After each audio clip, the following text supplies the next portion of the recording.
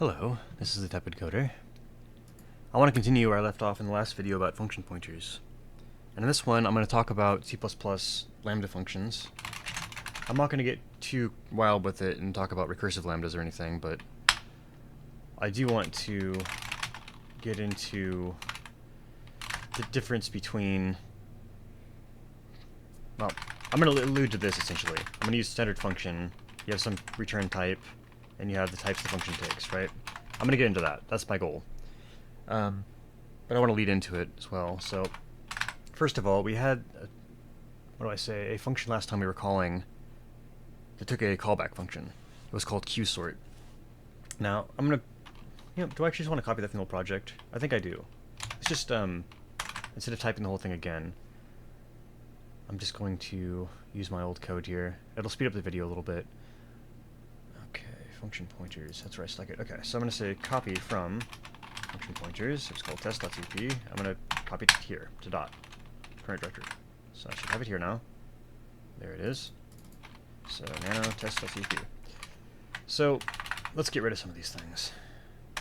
Don't need any of that. Don't need any of that. Actually, no, I want the qsort thing to stay here. I'll keep that in here. Being a little indecisive today.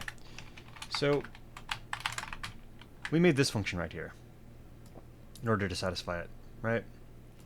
I'm going to steal this function body, and I'm going to show you what it would look like if we did this inside of a lambda instead.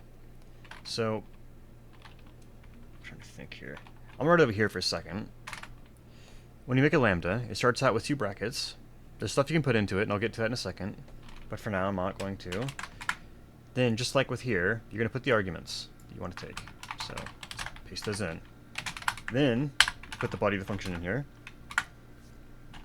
And that's going to be this. Okay. That's fine. And the last thing is the return type of the lambda is a bit weird. It's going to return an int. So we do that. Arrow int. That's a return type right there. So you start it with brackets, then you do parentheses, and then for the return type, it's arrow integer. And then you have the body of the function. You can return something if it returns anything. It could also return, void if you needed to. Return whatever you want. In that case, you would never return if it was void. Anyway, that's how you do a lambda. Now, it can get a bit more complex, and I'm going to show cases where it does eventually.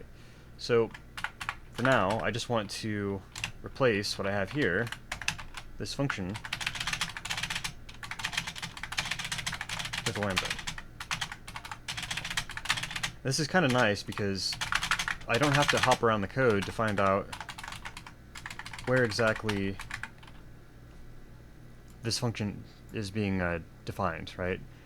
If I'm trying to sort based on some function, I'd have to actually find out what that function was. Look around the code to say, okay, well here it is. This is what it's doing. Then I get to look back where I was, like, okay, now I can continue the code. I know what this does. And you keep looking through. So callback functions that are defined elsewhere, I find kind of annoying to work with. But it's also really bad to have a lambda that goes on for a mile, right? So there are different flavors of bad code. That's what's going on. Okay. That alignment was bothering me. Sorry. Okay, I can delete this now. We don't need it anymore. I'm essentially doing the same thing with lambda. Let's see if that works. Okay. ++ test. Ooh, not rar. Test.cp. Rar. And it still works. Okay.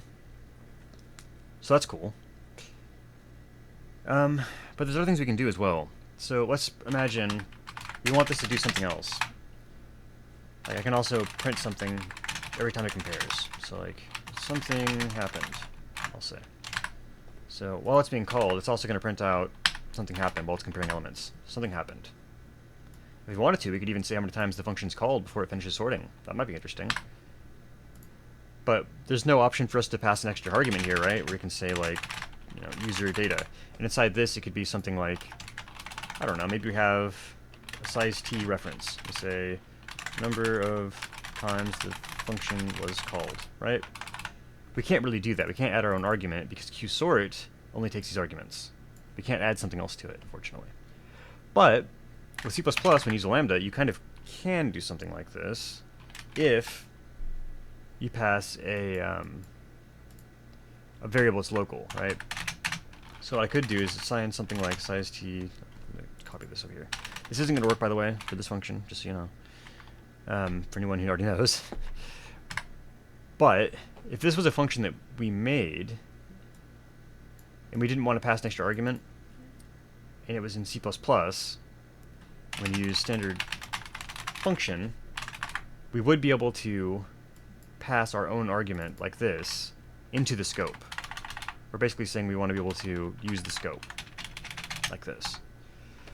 And I could say it like that, right? It's plus plus. Every time it's called, this variable right here that I defined is going to increment in value. I want to show this doesn't work right now. This won't work because this right here expects a C-style function pointer. If this took a standard function that returns an int, right, same as here, and takes two const void pointers, so const void, if it had this, compare, name of the function, this would be the equivalent in C++, right? If it took this, I would be able to put variables from this scope into the function. Now, if I do just this, you can put the name of the variable in a copy n. This would be a copy of the variable. But if I put an ampersand in front of it, it references that variable, passes by copy. But if I just do this, it's going to pass everything in the scope by reference. Okay, so I can access this, I can access this. It should all be in there. But it's not going to work because, like I said, it's a standard C function pointer. It's not a C++ function, but a standard function. So let's try and compile it and see the error it gives us. Just kind of show this off. So, what does it say? Cannot convert lambda, const void, size t into int. So it returns an int. It's a function pointer that takes two const voids. So right here, size t reference. We actually didn't put that size t reference as part of our lambda arguments, see? Or would it be? We did right here. Right, okay. Let me fix that, sorry. I was trying to explain something and give an example of like wanting to add something we can't because it's not part of the function definition, but we could add it over here in some cases. Okay, I might have to redo this video if it gets confusing. So we can't convert. So initializing argument for a void qsort, so it's going to be void pointer, size t, int. Right, so this fourth pointer is the function pointer. It takes something, it's a function pointer that returns an int and takes two const voids. But what we passed it was, where is it? I doesn't even see what we passed it. I was hoping it would show like what it's trying to use versus this. Either way, it's not compatible. I was hoping for a better... Yeah, cannot convert lambda, which is const void. Doesn't show that it returns an int, even though I said it did. It's kind of interesting. I would think that it would show this part of the lambda as well in here, in the error, but to int function pointer. Yeah. And it even shows right here where the lambda starts, although it's not necessarily showing me that this is the problem. It also has this underlined where it returns an int. Anyway, you saw before that it did work. Realistically, if I get rid of this, like it's still not going to work, even though I'm not trying to use something out of the scope. It is literally just the fact that I'm referencing things in this function scope that causes it not to work when it's expecting a C function. See, now it works just fine. And if I also tried to copy something, like if I copied this in, it could still complain. So that's not something a standard C function pointer can do. Okay, so now what I want to do is I want to use a different version of a sort function. And this is going to be the sort function that comes with the standard template library. This would be your C++ version of sort. So instead of qsort, right here, we're going to use standard sort. Okay, and let's look at the, what do I say? The function signature for that. So standard sort. Okay, so how do we call you? What does it take? So there's a couple ways to do it. You can take two iterators. That's kind of nice. I like that. It's a new one. There should be one that takes a comparison function, which is what I want to use. Okay. I'm not sure what this execution policy stuff is here. But I can use this one. So random iterator first, random iterator last, and comparison function. Interesting. So for iterators, you can typically just use a type pointer for the first and last iterator. And And I actually showed that off when I made my standard vector clone. It didn't take actual objects, just primitives. So let's use this right here. This is going to be the version of standard sort that we use. I'm just going to dump that right here for a second so I can look at it, consider it. So what do I have here? I have the first and last iterator. I'm guessing it's going to be arranged like this, where it's like first, comma, last, where last is like a sentinel. So it's going to do everything from here up to, but not including this. So let's say the first iterator is going to be a values, okay, and then I8 array values plus element count. That's going to be our final. I don't need to put the size because it's already going to know that. It's going to deduce it with the template class type deduction. If I really wanted to, I could say type is NAT, right? Random iterator compare. The class compare. I guess the comparison function needs to be, whatever it's going to be. I might say the function is going to be something like int, and it's going to be int at, and they're probably both pointers. They're probably both const, I'm guessing. It's probably something like this. I'm not sure, so I'm not going to put that in there right now. I can try it in a second, but for now, what I want to do here is I want to say, let's just try and sort it, just like it was sorting before. Okay, and the comparison function. What does it say about that? Where's the comparison function? Okay, it takes a bool, actually. So comparison function satisfies requirements to compare, which returns true if the first element is less than, i.e., or before the second. So all I have to do is return true if it's less. Otherwise, it's going to be false. So it's a little bit different. So this actually needs to return a bool. And now what I'm going to do is I'm going to say return left is less than right. So if left is less than right, then it's going to return true. Otherwise, if it's equal or greater than, it's going to return false. Cool.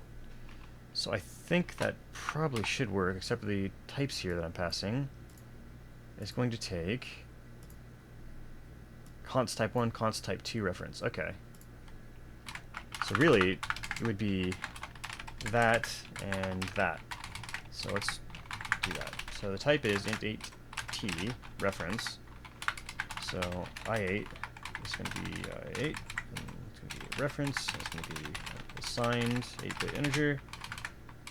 Don't need to do that anymore. Okay, and I'm not going to do this yet. I just want to see if it works the same way before I do anything crazy.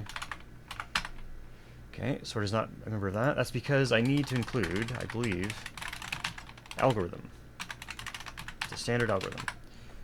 So, try that. Does it work?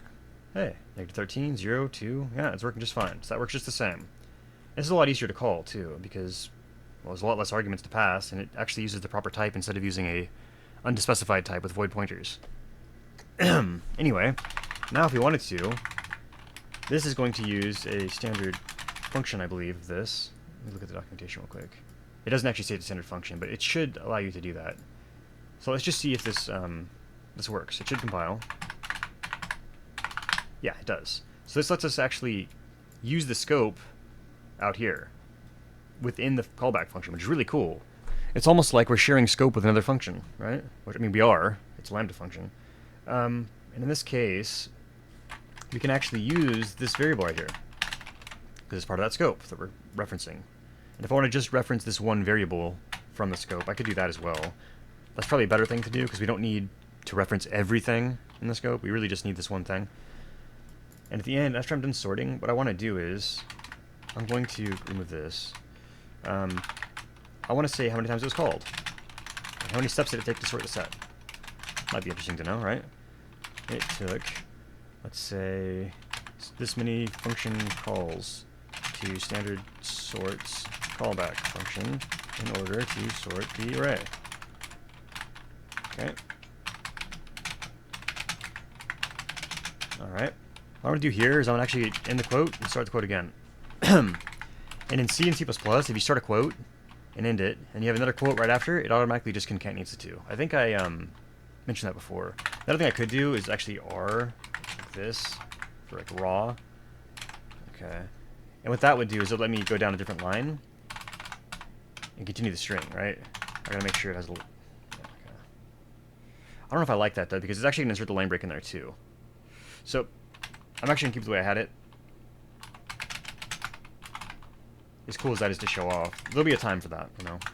Now's not the time. It's not most something I can do. Okay, and a static cast this into a, I don't know, how about an unsigned 64-bit integer? Okay. use4. So it's going to tell us the number of times it had to call our lambda function here in order to sort that array. And yeah, let's try that out. It took 18 calls. Is that right? I mean, we can count these. Yeah, 1, 2, 3, 4, 5, 6, 18. Yeah. So yeah, that's pretty cool. Now, the reason this works, like I said, is this is actually a standard function. Anytime you have a function that takes a function pointer, and you do it like this, the first way I showed you, the C function pointer, you can't use a lambda that passes any copies of variables or any references to variables using these brackets. But you can still use just empty brackets and then a regular lambda function elsewise, right?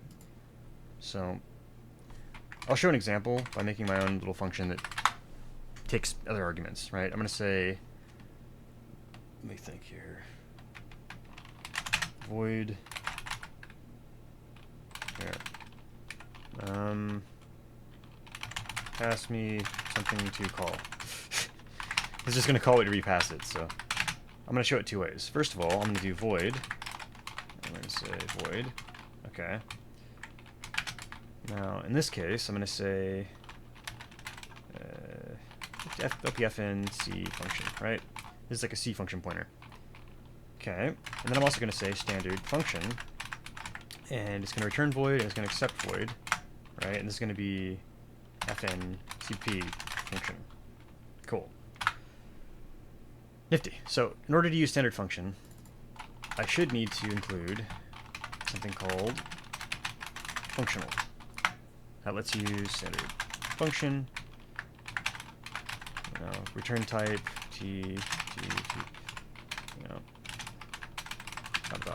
this one lets you use things like standard find, standard sort, and some other stuff. Okay, so we have a function called pass me something to call, and what it's going to do is it's going to pass, or not pass, but it's going to call the functions you pass to it. This one doesn't need any parameters, same thing here, it doesn't take any parameters. I should say arguments, but yeah, there's no parameters. When you pass it, you don't pass any arguments. I'm going to be pedantic about that. Okay, so after these, let's just try calling these. So for the C function, we can't pass anything in here, no copies or anything. It returns void, and let's see. Standard output, calling, let's say this is the C function as a lambda. Okay. Okay, comma, the other function we want to pass, and this one can actually reference things. So this is the C++ function as a lambda, right? And that works. Okay, now if I try to do, copy here, or not a copy, but reference everything in the same scope, it's going to complain, right? Doesn't work. So that's what I wanted to show about that. I think I might leave it here, and in the next video, I kind of want to talk about what's happening implicitly when you define a class object, right? I mentioned in the past, like if class name here, name whatever, in public, right? Maybe your destructor name. But then maybe you have like a method 1, right? And it takes an int a, let's say. Well, if you have name method 1 int a, it does some stuff. And you actually call this. Let's say you have name n, and then you say n dot method 1. You pass it like a 10. It's also passing this, right? Reference to n. Now I kind of want to show how you can do that with function pointers. in C. Like we can pretend we're programming in C++, but with C. I think it'll be a bit enlightening for some people. And I also want to talk about how you can have like initializer lists and stuff and what the implications of that are. Anyway, if you found this useful, please like, comment, and subscribe. I will catch you later.